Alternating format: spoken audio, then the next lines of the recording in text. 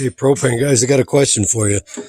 This is my piece of shit Clark forklift that's just been refusing to start lately.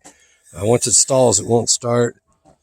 If you can keep it running, it'll stay going, but check this out. I discovered this today. So this little magic trick it's doing on the back of this diaphragm here. You can just light that. And flame comes out. So I'm assuming it probably shouldn't do that.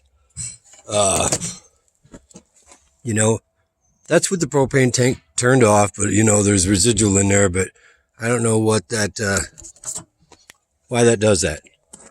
So that's what that gizmo looks like this. That gizmo goes to that gizmo. I don't know dick about propane except for I hate it. Any ideas? I'd really need this to start. It's becoming incredibly annoying.